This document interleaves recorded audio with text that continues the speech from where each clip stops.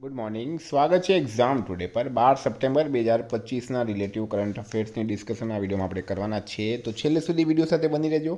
Current affairs important topic છે, દરેક એક્ઝામમાં પ્રશ્ન પૂછવામાં આવે છે. મિત્રો ટોપિક પર આવીએ. 12 સપ્ટેમ્બર 2025 ક્વેશ્ચન નંબર 1 છે. હાલમાં વિશ્વ આત્મહત્યા રોકથામ દિવસ ક્યારે ઉજવવામાં આવ્યો? તો દર વર્ષે 10 સપ્ટેમ્બરે વિશ્વ આત્મહત્યા રોકથામ દિવસ ઉજવવામાં આવે છે. 2024થી 2026 3 વર્ષ માટે મિત્રો થીમ છે આત્મહત્યા પરથી વાર્તા બદલવી, સમાજના વિચારમાં મૌન અને કલંકથી મુક્તિ, સહાનુભૂતિ અને સક્રિય સમર્થન તરફ સામૂહિક પરિવર્તન લાવવાનું આહ્વાન કરે છે. 2 નંબર છે. તાજેતરમાં કયા રાજ્ય સરકારે અભ્યાસક્રમોની માન્યતા અને પ્રવેશ અંગે તપાસનો આદેશ આપ્યો છે?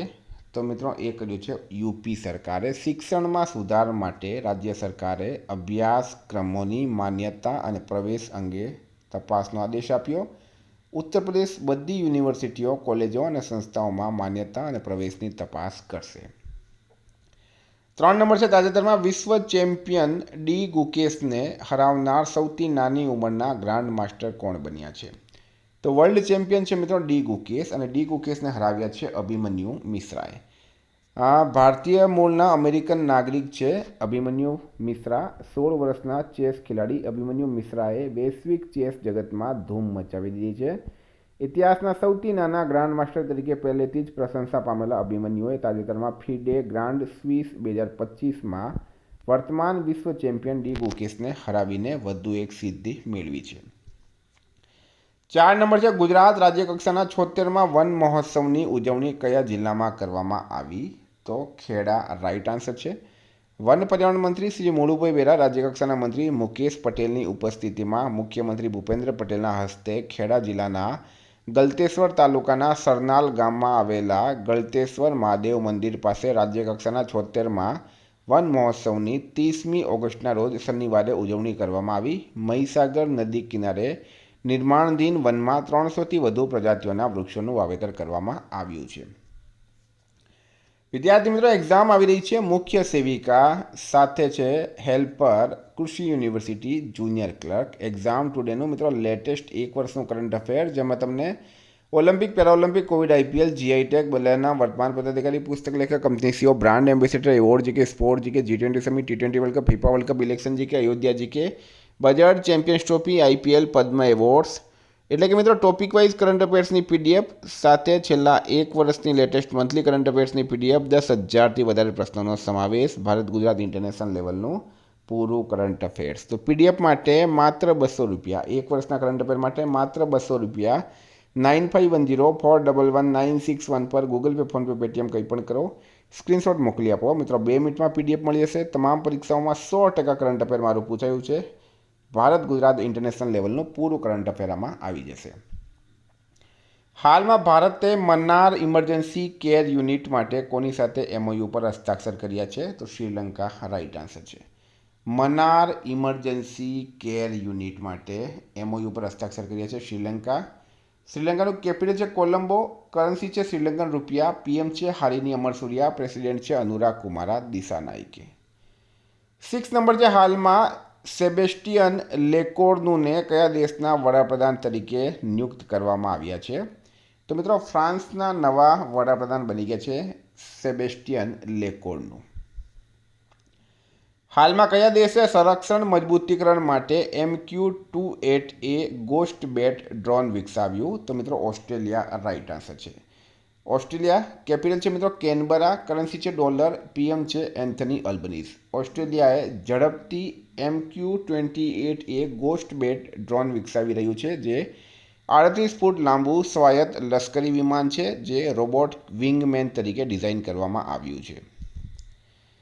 હાલમાં ભારત, ઈરાન અને આર્મેનિયાએ ત્રીજી ત્રિપક્ષીય વાર્તા ક્યાં યોજી? તો તેહરાનમાં યોજી છે.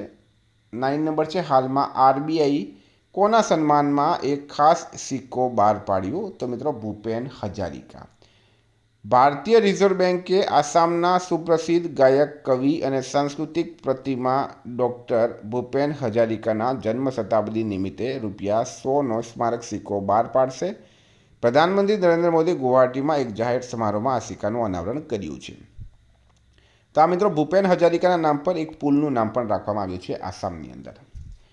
10 નંબર, હાલમાં ટાઈમે કોને કિડ ઓફ ધ યર 2025 બનાવ્યા? તો તેજસ્વી મનોજને. ટાઈમ દ્વારા તેજસ્વી મનોજને કિડ ઓફ ધ યર 2025 તરીકે જાહેર કરવામાં આવી છે. આ મિત્રો ફોટોમાં તમે જોઈ શકો છો તેજસ્વી મનોજ. 11 નંબર છે, તાજેતરમાં સાઈ એટલે કે સ્પોર્ટ્સ ઓથોરિટી ઓફ ઇન્ડિયા અને કયા આઈઆઈટીએ રમતગમતના નવીનતાને પ્રોત્સાહન આપવા માટે કરાર પર હસ્તાક્ષર કર્યા? તો આઈઆઈટી દિલ્હી રાઇટ આન્સર છે. ભારતમાં રમતગમત વિજ્ઞાન અને નવીનતાના ક્ષેત્રમાં એક વ્યૂહાત્મક પગલામાં સ્પોર્ટ્સ ઓથોરિટી ઓફ ઇન્ડિયાના national centre for sports science research A Indian institute of technology Delhi સાથે સમજૂતી કરાર પર હસ્તાક્ષર કર્યા છે. 12 નંબર છે, હાલમાં કેન્દ્ર સરકારે કયા પૂરગ્રસ્ત રાજ્ય માટે 1,600 કરોડ રૂપિયાની રાહતની જાહેરાત કરી છે? તો મિત્રો પંજાબ રાઇટ આન્સર છે. પંજાબનું કેપિટલ છે ચંડીગઢ, સીએમ છે ભગવંત માન અને રાજ્યપાલ છે ગુલાબચંદ કટારિયા. 13, કેન્દ્રીય મંત્રીમંડળે પીએમ સ્વનિધિ યોજનાની ધિરાણ અવધિ ક્યાં સુધી લંબાવી છે? તો 31 માર્ચ 2030 સુધીમાં લંબાવવામાં આવી છે.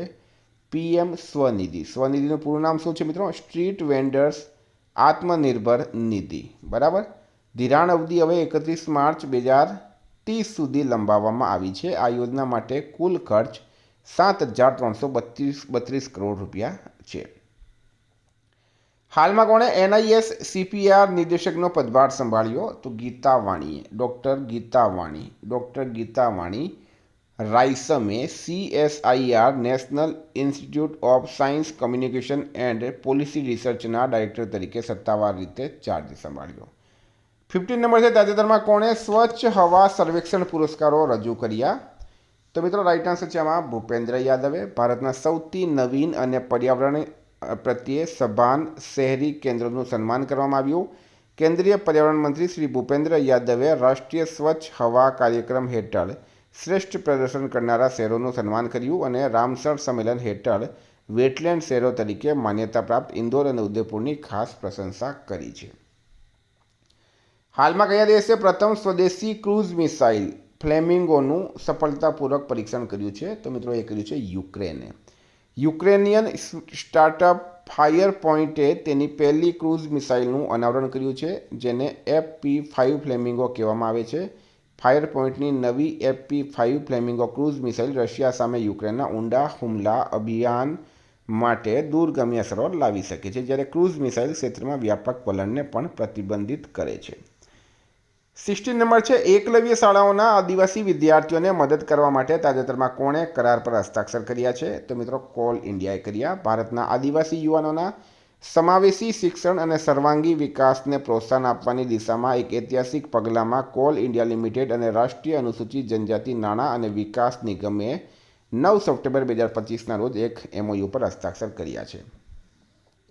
તો મિત્રો આ છે કરંટના પ્રશ્નો. વાત કરીએ આપણે રિવિઝનની.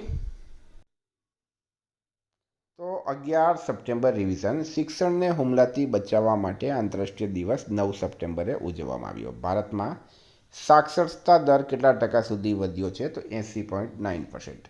ભારતીય સશસ્ત્ર દળોની ટુકડી તાજેતરમાં બહુપક્ષીય કવાયત જેપડ માટે ક્યાં રવાના થઈ? રશિયા. હાલમાં કયા શહેરમાં ભૂપેન્દ્ર પટેલે હીરાબા સરોવરનું ઉદ્ઘાટન કર્યું છે? તો સિદ્ધપુરમાં. તાજેતરમાં કયા દેશના વડાપ્રધાનને તેમના પદ પરથી દૂર કરવામાં આવ્યા? તો ફ્રાન્સ રાઇટ આન્સર હતું. તાજેતરમાં ભારત અને કયા દેશે દ્વિપક્ષીય રોકાણ કરાર પર હસ્તાક્ષર કર્યા છે? તો ઇઝરાયેલે. હાલમાં ભારતે CAFA નેશન્સ કપ 2025માં કયો મેડલ જીત્યો? બ્રોન્ઝ મેડલ જીત્યો છે. હાલમાં કયા રાજ્યમાં સ્પેસ સિટી અને રક્ષા કેન્દ્ર બનશે? તો આંધ્રપ્રદેશમાં. કોની NHPCના નવા CMD તરીકે નિમણૂક કરાઈ? ભૂપેન્દ્ર ગુપ્તા રાઇટ આન્સર છે. CP રાધાકૃષ્ણન ભારતના કયા નંબરના ઉપરાષ્ટ્રપતિ ચૂંટાયા? 15માં.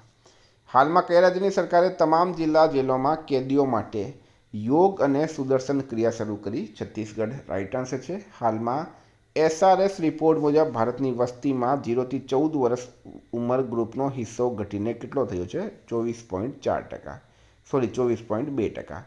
હાલમાં હીરો મોટોકોર્પના CEO કોણ બન્યા? તો હર્ષવર્ધન ચિતલે. કયા રાજ્યના મંત્રીમંડળે AIIBના સહયોગથી ચલાવવામાં આવી રહેલા શહેરી માર્ગ પ્રોજેક્ટને મંજૂરી આપી? મણિપુર રાઇટ આન્સર છે. G20 શિખર સંમેલન 2026નું આયોજન કોણ કરશે? અમેરિકા. હાલમાં કોને કેમલ ઇન્ટરનેશનલ એવોર્ડ 2025 એનાયત કરવામાં આવ્યો? તો યુનુસ અહેમદ રાઇટ આન્સર છે. તાજેતરમાં કયા રાજ્યને 99.3% સાક્ષરતા સાથે સંપૂર્ણ સાક્ષર જાહેર કરવામાં આવ્યું? હિમાચલ. મિત્રો, ગઈકાલે પ્રશ્ન પૂછાયું, વાઇબ્રન્ટ ગુજરાત પ્રી નવરાત્રી ફેસ્ટિવલનું આયોજન ક્યાં કરાયું? ઉદયપુર રાઇટ આન્સર હતું. આજનો પ્રશ્ન છે, હાલમાં કયા શહેરમાં ભૂપેન્દ્ર પટેલે હીરાબા સરોવરનું ઉદ્ઘાટન કર્યું? એનો જવાબ તમારે કમેન્ટ બોક્સમાં જણાવવાનો. વિદ્યાર્થી મિત્રો, વોટ્સએપ ટેલિગ્રામની લિંક ડિસ્ક્રિપ્શનમાં છે. PDF માટે 9510411961 પર કોન્ટેક્ટ કરો. Thank you. ફરી મળીશું. જય હિન્દ, જય ભારત.